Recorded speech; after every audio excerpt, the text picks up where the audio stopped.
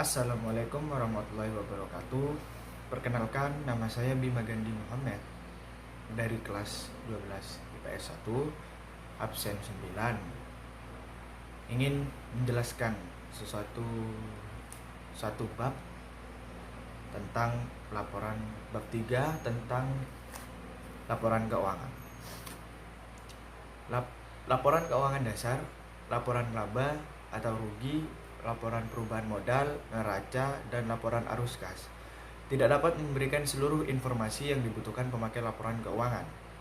Informasi tambahan tersebut bersifat deskriptif dan dilaporkan dalam bentuk narasi. Catatan laporan keuangan, note to the financial statement, berfungsi menginterpretasikan angka-angka yang terkandung dalam laporan keuangan. Pemakai laporan keuangan harus dapat membaca catatan laporan keuangan dan memahami asumsi yang digunakan dalam mencatat akun-akun laporan keuangan.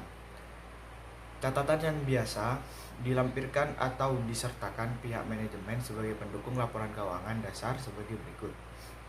Yang pertama, ringkasan mengenai kebijakan akuntansi. Informasi mengenai prinsip dan metode akuntansi yang diterapkan oleh perusahaan dalam penyusunan laporan keuangan harus dijelaskan kepada pemakai.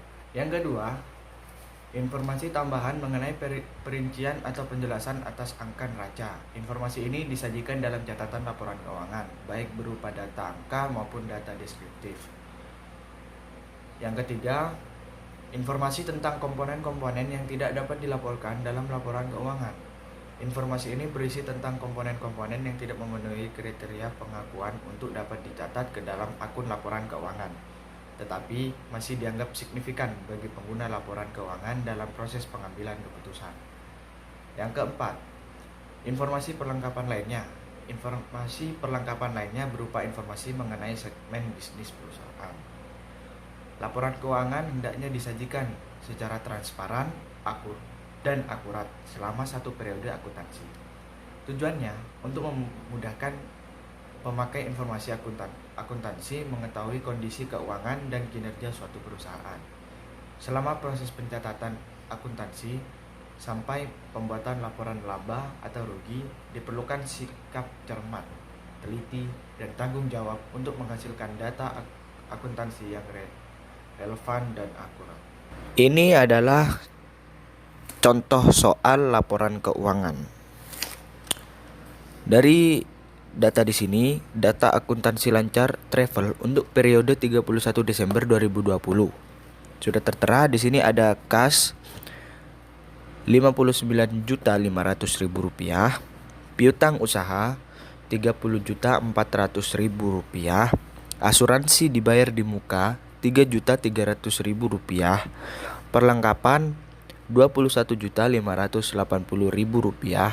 peralatan Rp29.900.000, akumulasi penyesuaian peralatan Rp2.100.000, kendaraan Rp180.900.000, akumulasi penyesuaian kendaraan Rp9.500.000, utang usaha Rp45.830.000, utang gaji Rp5 juta, modal Rp230.500.000, prive Rp5.600.000, pendapatan jasa Rp56.900.000, beban gaji karyawan Rp7.200.000, beban perlengkapan Rp950.000, beban penyesuaian peralatan Rp700.000, beban penyesuaian kendaraan Rp6.100.000, beban asuransi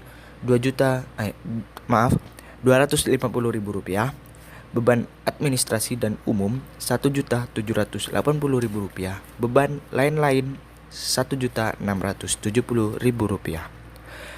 Berdasarkan data tersebut, diminta menghitung laba dan modal serta membuat neraca. Di sini saya sudah mencatatnya, mencari laba dan rugi periode 31 Desember 2020 dalam rupiah.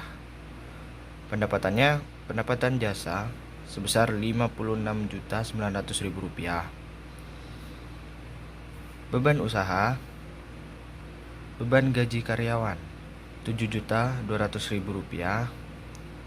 Beban perlengkapan Rp900.000. Beban penyesuaian peralatan Rp700.000. Beban penyesuaian kendaraan Rp6.100.000.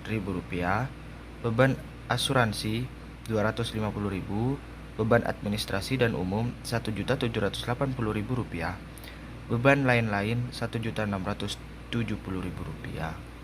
Jumlah bebannya jika dijumlahkan sebesar Rp18.650.000.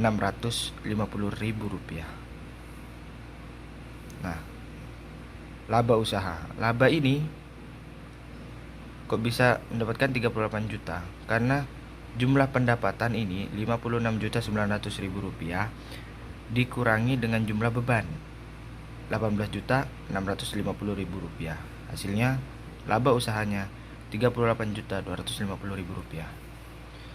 Dan sekarang mencari laporan modal periode 31 Desember 2020. Modal awalnya Rp230.500.000. Laba bersihnya Rp38.250.000. Ini ya, laba usaha ya. Privenya Rp5.600.000. Total modal Rp32.650.000. Dapat dari mana 32 juta? Ini laba bersih dikurangi dengan prive. Dan hasilnya ini Rp32.650.000. Ditambah tambahan modal itu ditambah dengan modal yang Rp230.500.000 ditambah Rp32.650.000. Dan hasilnya Rp263.150.000. Lalu pindah ke neraca. Saya telah membuat neracanya. Neraca periode 31 Desember 2020 dalam ribuan rupiah. Kenapa kok dalam ribuan rupiah? Karena takut tambah banyak nanti. Harta lancar. Kasnya 59.500. Piutang usaha 30.400. Asuransi dibayar di muka 3.300. Perlengkapan 21.580. Jumlah harta lancarnya ini ditambah jumlah semua menjadi 114.780.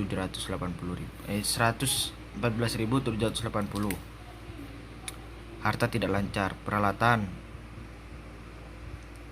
29.900. Akun penyesuaian peralatan 2.100. Ini dikurangi ya menjadi 27.800. Kendaraan 180.900. Akumulasi penyesuaian kendaraan 9.500 juga dikurangi menjadi 171.400. Jumlah harta tidak lancar.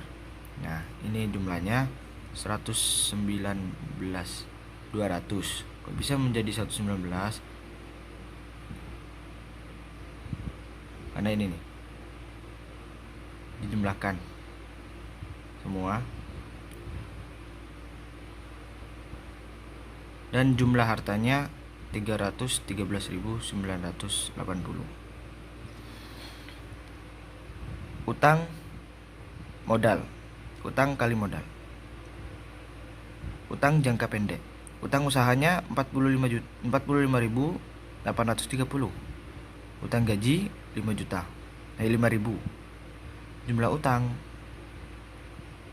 ini ditambah jadi jumlah utangnya 50.830 dengan modal 263.150. Dijumlah modal dengan jumlah utang.